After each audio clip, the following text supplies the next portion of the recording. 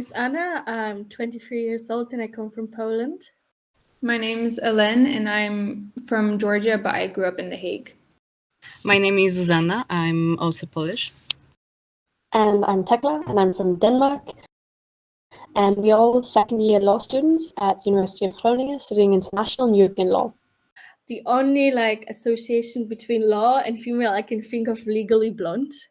And this is, really a small portion of actually what is beside the whole area of law. And even with we obviously have amazing female professors, but it's still this little compared to how many male professors you can have in faculty.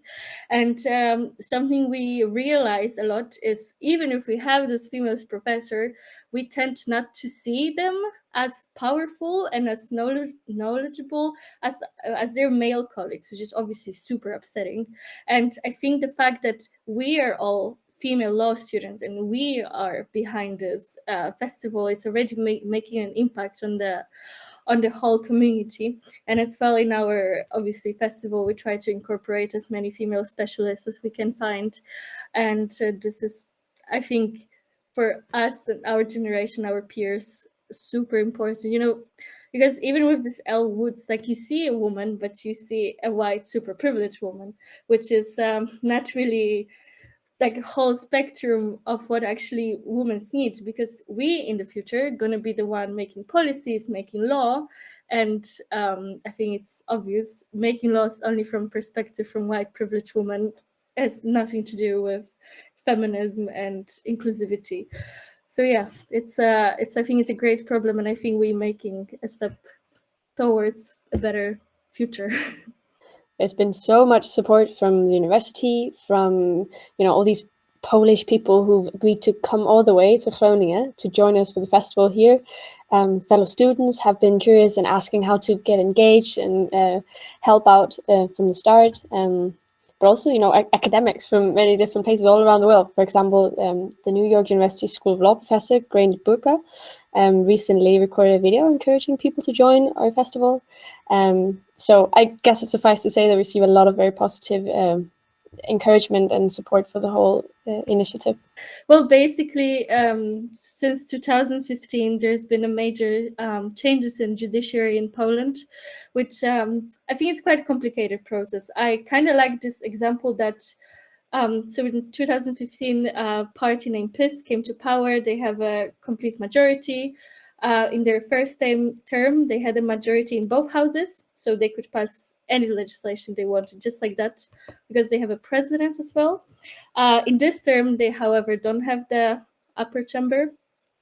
So it's still quite easy because they still have majority and a president to pass. But basically, they introduced a lot of changes to the judiciary. One of them was to put kind of their people, their politicians, in a Supreme Court, in a constitutional court, in the organization that takes care of appointing judges, or they made their Minister of Justice the head prosecutor.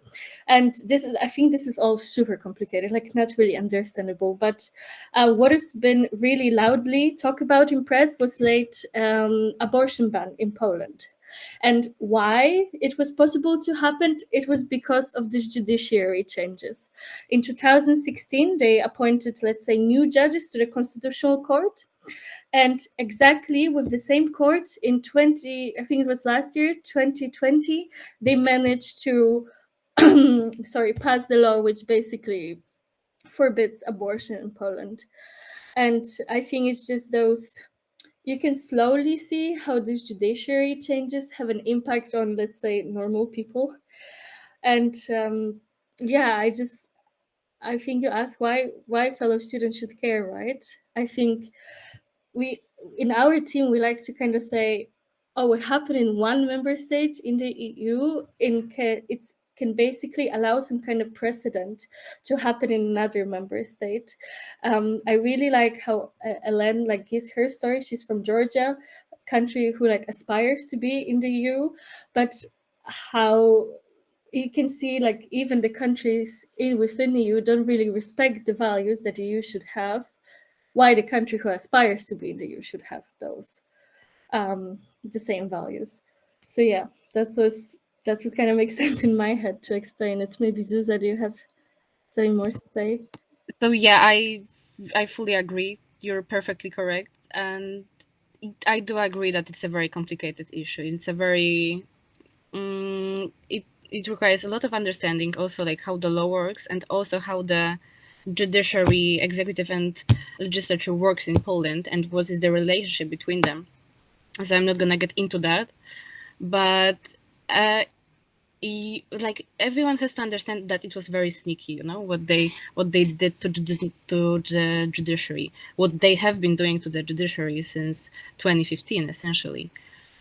And as Anna has said, they have changed the process of appointment of judges to many courts. They have merged the office of the Minister of Justice with the main prosecutor.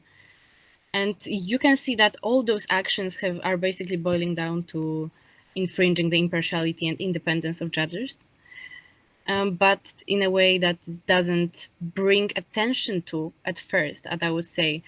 What I have observed by looking and reading about the changes to the legislation from 2015 is that people don't realize at first what consequences those actions can bring, and how I would say innocently it starts at first. And then I would say we can make a reference to, like, I think it's called a boiling frog syndrome, if I'm correct. Then once a frog realizes that it's being boiled, it's already a little too late. And I'm mostly afraid that, and I don't want to see that in Poland, that we'll once wake up in a country where it has already been too late to save essentially our judiciary and our whole democratic state. So, well, yeah, I just want my fellow students and every participant of our festival to actually realize that, well, it has been happening. It didn't seem at first as a total absolute rule of law crisis in Poland either.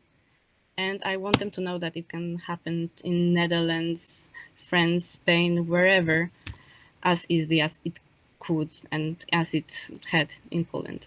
So yeah, this is us, our Rule of Law team. You can find us in almost all of social media. In Instagram, we're our Rule of Law. Twitter, our Rule of Law _EU. Same on Facebook. We have a Facebook event, and yeah, please come follow us, build this awesome community with us, and we see you at our event.